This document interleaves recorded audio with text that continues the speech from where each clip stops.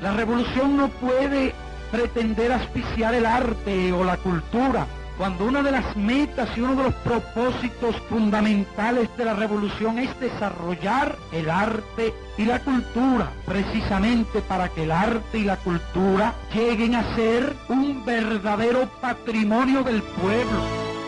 En las palabras a los intelectuales pronunciadas el 30 de junio de 1961, el comandante en jefe Fidel Castro estableció las bases de lo que sería la política cultural de la revolución. Múltiples debates ha suscitado ese discurso. Se trata de un documento esencial. Nunca antes se le había otorgado a la cultura un nivel tan determinante en la vida pública y política de la nación. Fidel partió de la convicción de que todo proceso revolucionario tiene que ser por fuerza un proceso cultural. Palabras a los intelectuales fue una de las piedras fundacionales del gran entramado institucional de la cultura en Cuba. Fue, de hecho, la semilla de la organización que poco tiempo después fundarán grandes nombres de las artes y las letras nacionales con Nicolás Guillén en primera fila. La Unión de Escritores y Artistas de Cuba nació de ese impulso creativo que tenía en Fidel Castro a su principal promotor. Siempre estuvo con la UNIAC, incluso en los momentos más complejos, cuando se debatieron y se decidieron rumbos para la cultura nacional en un proceso dialéctico, pletórico de ideas y polémicas.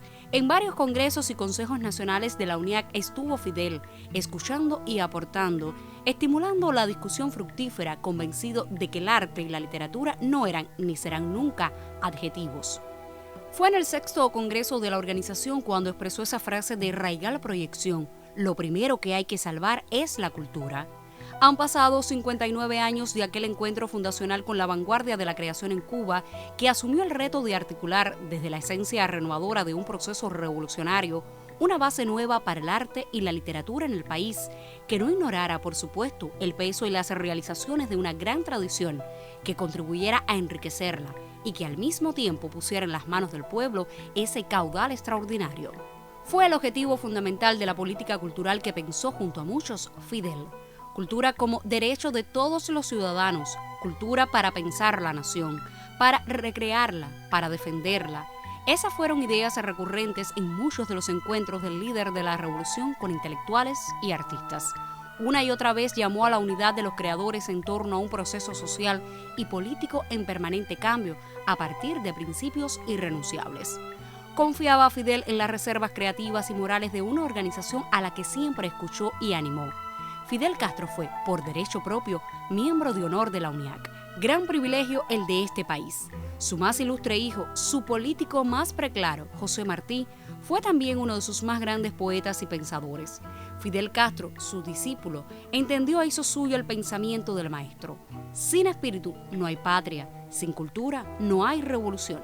Esa es la idea meridiana. Es la idea que reafirmó el presidente Miguel Díaz-Canel en la clausura del 9º Congreso de la UNIAC, justamente el 30 de junio de 2019. Su misión más importante es desatar una irreconciliable batalla contra la incultura y la indecencia. Y en ese bregar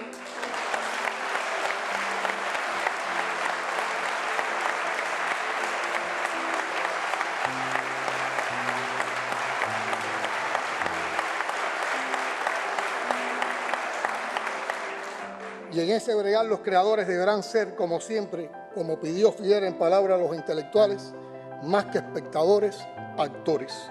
Un mundo mejor es posible. Esa certeza la heredamos de nuestros padres y tenemos el deber de sostenerla para nuestros hijos.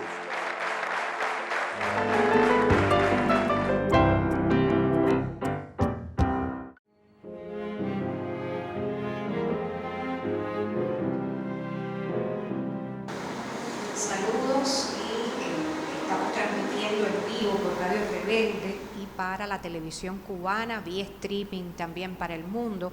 Este panel que hemos dado en llamar Palabras a los intelectuales, defender la revolución es defender la cultura.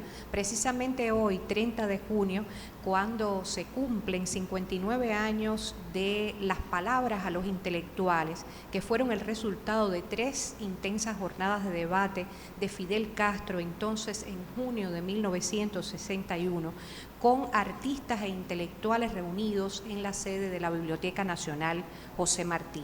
Hoy también celebramos un año del Congreso de la Unión de Escritores y Artistas de Cuba, ese 9º congreso que marcó la continuidad de los debates de entonces, cuando se notó que la revolución significaba precisamente, como había dicho Fidel, más cultura y más arte. Hoy nos acompañan para nuestro privilegio Alpidio Alonso, el ministro de Cultura de nuestro país, las máximas autoridades de la Unión de Escritores y Artistas de Cuba, del Sindicato Nacional de la Cultura, Omar Baliño, el actual presidente de la Biblioteca Nacional José Martí, lo cual habla de la relación que prosigue entre la institucionalidad cultural con esta fecha tan específica. Y contamos con la presencia de un panel de lujo.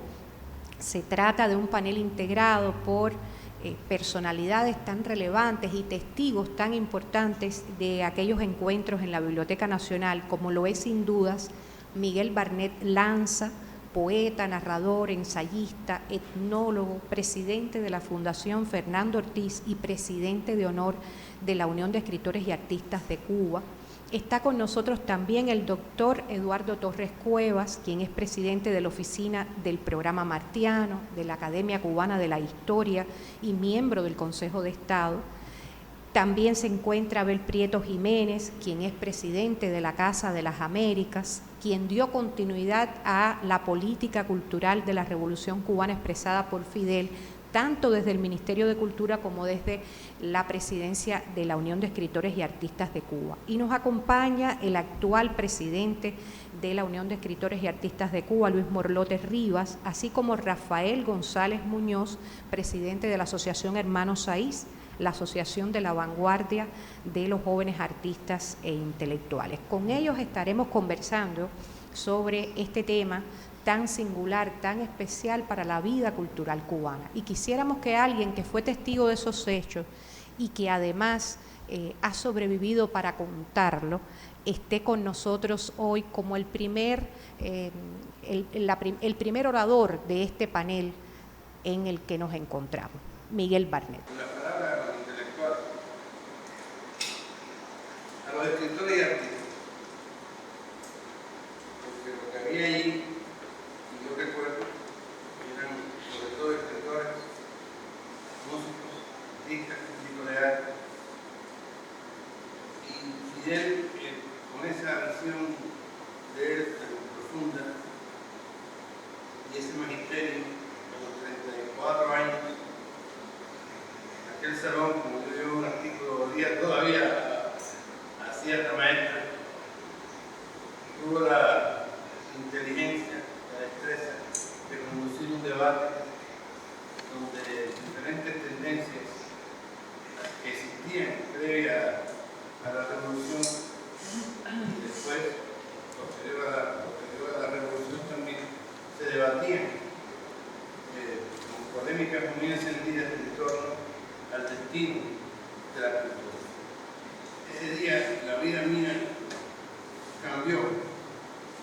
Cualquier prejuicio, cualquier aprensión, cualquier duda que podía tener yo sobre la revolución, el destino de la revolución, se me despejaron, porque Fidel fue radical, fue claro, y yo creo que eso demostró el tamaño, la dimensión de Fidel. Por eso yo siempre digo que él era un gigante y el iluminado. Fue el iluminado.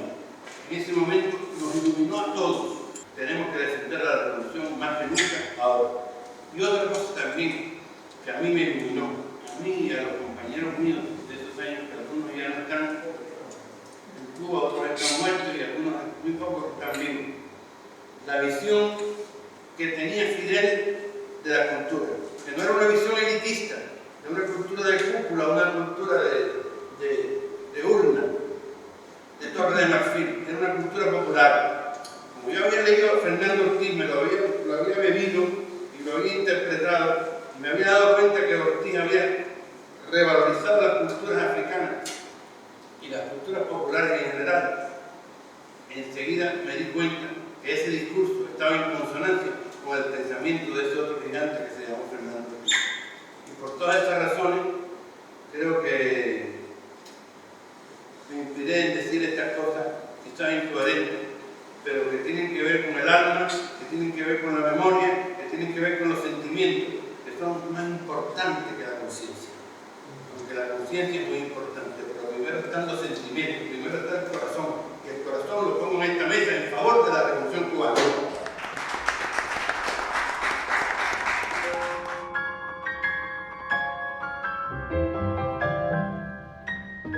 Si una persona lee el discurso de Fidel y no está informada del contexto en el que se produjo el discurso, creo que se queda por debajo, o bastante por debajo, de la significación que tuvo en aquel momento.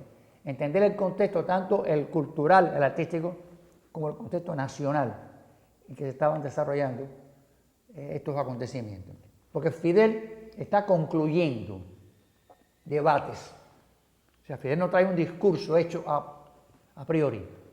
Se está motivando por lo que acaba de escuchar, por la intensidad de los debates.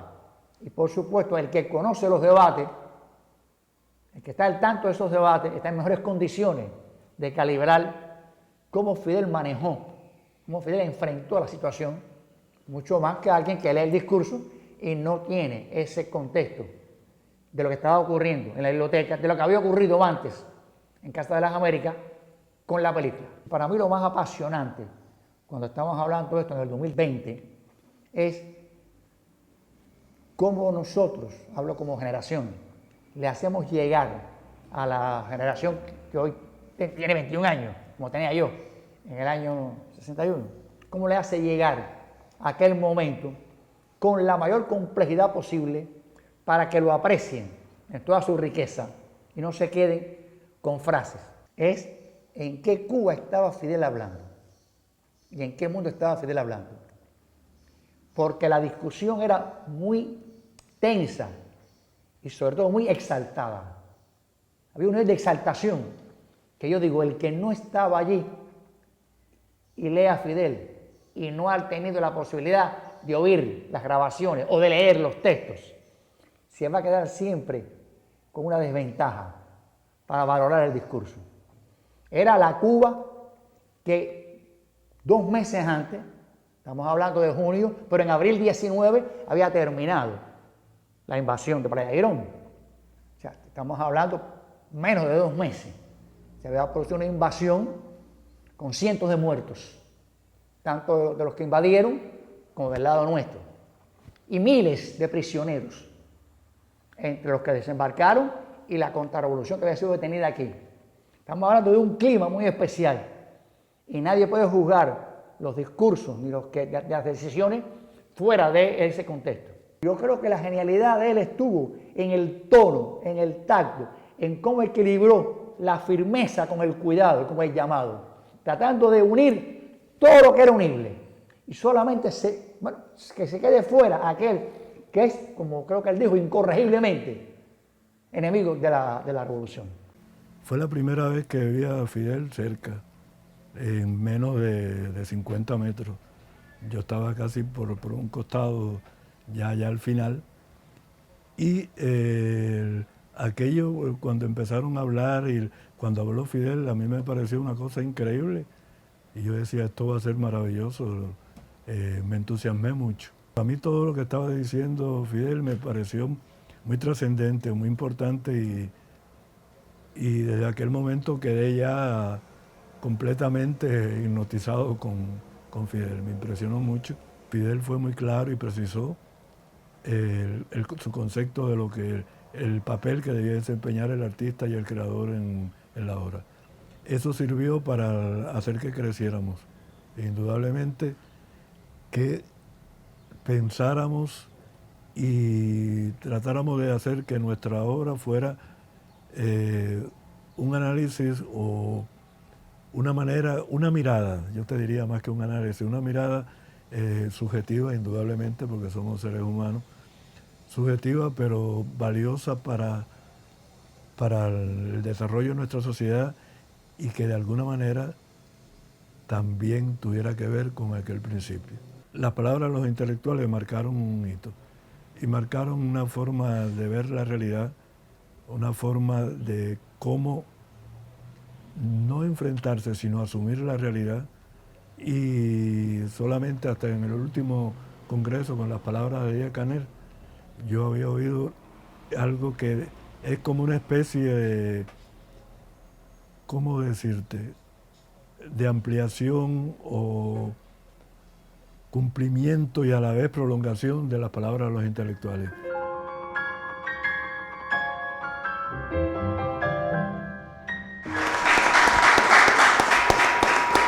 Precisamente en estos días en que hemos recabado el testimonio de algunos de los que participaron en ese instante del 30 de junio de 1961, en lo que hemos podido leer del testimonio agudo de la doctora Graciela Pogolotti, encontramos también esa línea de pensamiento cuando se defendía, según ella, la pluralidad de puntos de vista, porque había que construir un consenso en la vida pública y en la cultura. Pero esa pluralidad y ese consenso no significaban la imposición de la homogeneidad al pensar, sino la conjunción de voluntades diversas.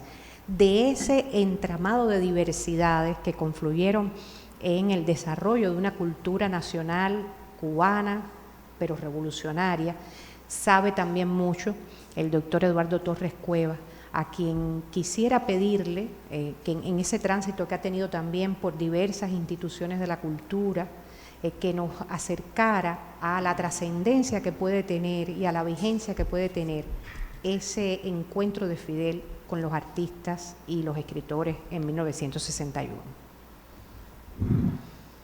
Bueno, ante todo, muchas gracias por haberme invitado a participar en esta mesa, precisamente con personas que tanto estimo y quiero, porque realmente han compartido parte de distintos momentos. Yo diría que lo que yo puedo decir y lo que he vivido son distintos tiempos de la revolución.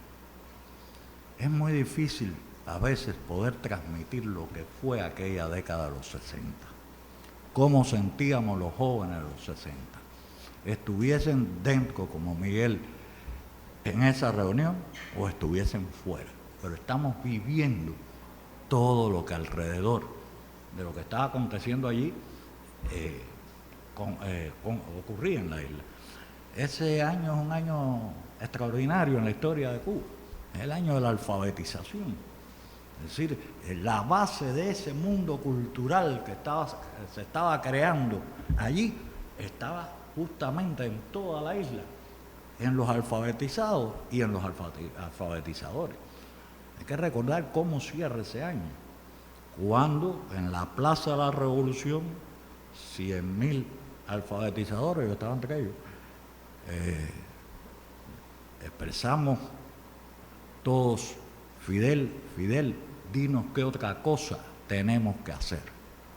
Y Fidel terminó, cuando concluyó aquella gritería que teníamos armada allí, concluyó diciendo: estudiar. De ahí, de esos alfabetizadores y de muchos alfabetizados, salió el plan del 6º, del 9º grado, la Facultad de Obreros Campesinas, el desarrollo de la enseñanza artística. Es decir, ese año se estaba fraguando lo que realmente serían las bases de lo que Fidel estaba diciendo allí. Es decir, se estaba creando la intelectualidad revolucionaria joven que, junto con esta que llegaba de los 50 y 40, tendría que enfrentar la construcción precisamente de la sociedad cubana, socialista, revolucionaria, y de esa nueva cultura que empezaba a nacer. Porque también esta cultura es una continuidad y es también una nueva creación. Hay que ver todo lo que surge en la década de los 60. Pero decíamos lo de la campaña de alfabetización. Yo quisiera recordar también que fue el año de Playa Girón. Es decir, allí también, como decía Miguel, allí también se definieron muchas cosas. Es decir, lo que podía haber sido abstracto, peligros, etcétera, se concretó en Playa Girón. Por tanto, era otra definición de lo que estaba ocurriendo, en palabras de los intelectuales. Yo creo que lo otro que es muy interesante, Miguel hacía referencia a esto, es la tendencia, los jóvenes que entonces estamos en la búsqueda, estamos empezando, y entonces nos inclinábamos un día hacia acá, otro día hacia allá.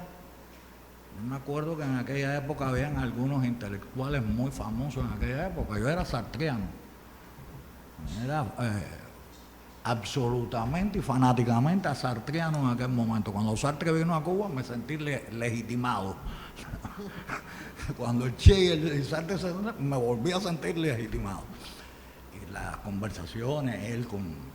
Pero pongo esto de ejemplo de lo que era toda una polémica que era amplísima en el plano teórico, en el plano artístico, en todo lo... Y por supuesto, lo que menos fuerza tenía, lo que tenía dentro de ese mundo menos, digamos, presencia era el realismo socialista, que llegaba relativamente en un sector, pero la mayoría, muchos de ellos, no. Creo que incluso Hart, y me alegro que se haya mentado Hart aquí, Hart tuvo una definición del realismo socialista que a mí me gustó mucho, que fue aquella de que el realismo socialista no es ni una escuela artística, ni una escuela literaria, ni una tendencia artística, es un profundo error político. Ese error político estaba rectificándose, en palabras de los intelectuales. Hubo espacio para todos los creadores dentro de la revolución, porque era la revolución quien tenía realmente que crear el nuevo arte, con las bases del que se heredaba, pero también con toda una nueva realidad que estaba cambiando, que había que cambiar y que había que consolidar en el propio desarrollo de la revolución. Me gustaría también recordar que no fue por gusto que fuera la Biblioteca Nacional de Cuba el lugar. Yo llamo a la Biblioteca Nacional la catedral de la cultura cubana. Ese día allí estaban naciendo muchas de las instituciones, entre ellos la UNIAC. Y hay que recordar eso, la UNIAC es hija en gran medida no, es hija de ese congreso. Y en ese nacimiento de instituciones que hoy el Centro de Estudios Martianos fue un resultado de la propia Biblioteca Nacional. Es decir, era en aquel momento la institución, no existía Casa de las Américas, no, sí ya existía Casa de las Américas, pero empezaba, no era, habría que buscar, pero realmente fue el momento en que se dio el proceso en que empieza a institucionalizarse la cultura o empiezan a abrirse los espacios para la cultura. Más que institucionalizarla, fueron espacios nuevos para la cultura. Pero yo creo que palabras de los intelectuales no solo fue el resultado de ponerle corazón a esto, sino darle racionalidad a un proceso importante. Es pensamiento y sentimiento. El sentimiento desbocado, sin los límites de la razón, por lo general lleva al caos y al agotamiento. Lo que tiene palabra los intelectuales es el camino que traza. Y allí, los que estábamos fuera, pero sí leíamos, las discusiones fueron violentas, están recogidas. Es decir, darle a esto una coherencia, una unidad, respetando, dice Graciela también, respetando aquella diversidad interna, era la riqueza misma que tenía la revolución. La revolución lo que tenía en la mano era un mundo intelectual riquísimo en germen, donde estaban múltiples variables. Los muchachos que empezábamos entonces fuimos Bueno, todavía no estaban ni Silvio, ni Pablo, ni la Nueva Trova. Y fueron un resultado también de ese proceso. Así pudiéramos el ICAI y todo lo que fue el grupo de experimentación en el cine, sí, hubo un mundo que nació.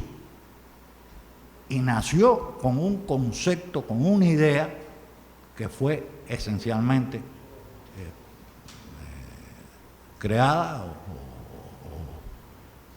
expresada por Fidel. Lo extraordinario, Miguel dice visionario, yo estoy de acuerdo con él, lo extraordinario es que ese hombre de 34 años fue capaz de convencer y unir a los muchachos que estábamos en la calle y a los viejos talentos que de muy diversas posiciones estaban allí sentados. Ahí nació una política cultural. Ahí nació, yo diría más, ahí nació una cultura que no existía previo a esas palabras de Fidel. Ese es, para mí, el balance extraordinario que tuvo Palabras a los intelectuales. Y sin esa cultura se hubiera perdido la revolución.